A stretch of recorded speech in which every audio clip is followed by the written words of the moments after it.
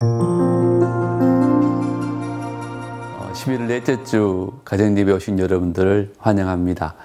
오늘 히브리서 11장 말씀으로 믿음으로 사는 삶에 대한 말씀을 좀 나누려고 합니다.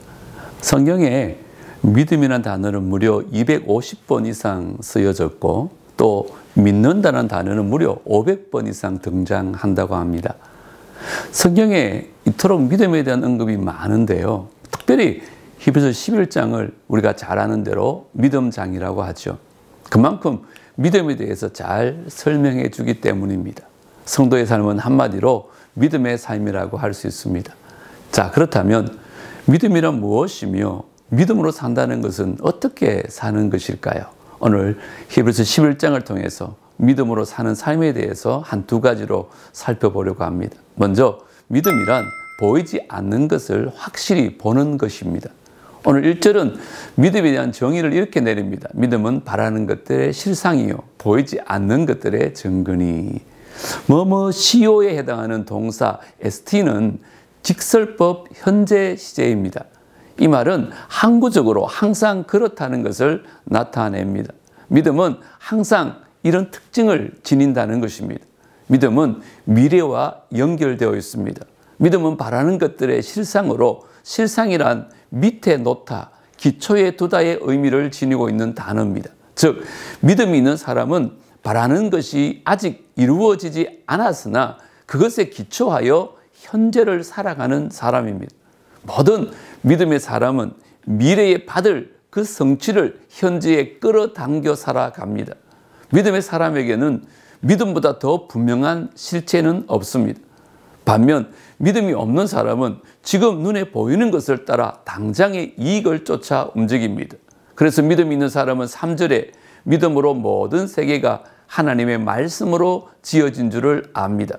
그래서 믿음이 있는 모든 사람은 말씀의 사람들이라고 할 수 있습니다. 이 세상은 말씀으로 지어졌고 말씀으로 진행됩니다.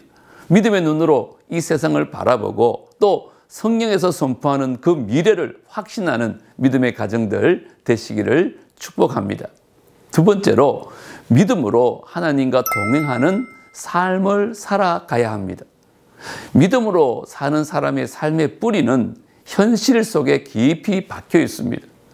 믿음으로 사는 삶이란 현실을 부정하고 산속에 들어가 사는 것이 아닙니다. 누구보다 일상을 열심히 책임 있게 살아가는 것입니다. 본문은 믿음으로 살아간 사람들을 소개합니다. 4절의 아벨은 믿음의 예배자입니다. 아벨의 인생은 예배라는 단어 외에는 설명할 방법이 없습니다. 그는 죽어서나 지금도 믿음으로 예배가 무엇인지를 우리에게 말해주고 있습니다. 5절의 에녹은 평범한 일상을 하나님과 동행하며 살았습니다. 에녹은 일상생활로 하나님을 기쁘시게 하는 믿음의 사람이었습니다.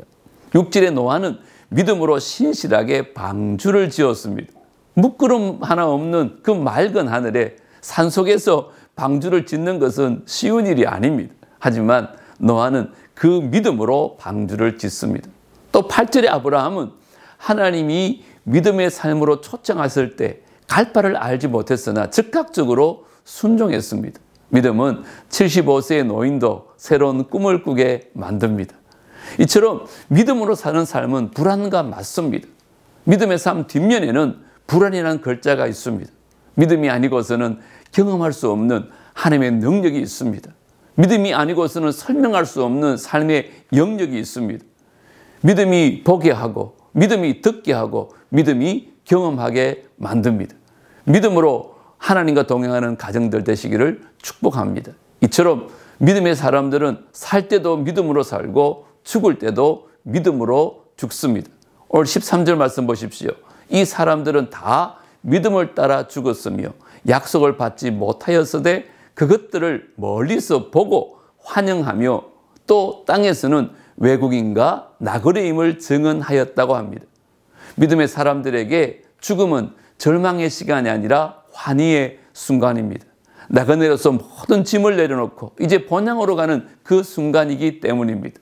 믿음의 사람들은 죽음의 순간에 천국을 멀리서 보며 환영합니다. 마치 스데반이 죽음의 순간에 하나님의 영광과 및 예수께서 하나님 우편에 서신 것을 보고 기쁨으로 외친 것처럼 말입니다. 믿음으로 살고 믿음으로 죽는 복된 가정들 다 되시기를 주의 이름으로 축복합니다.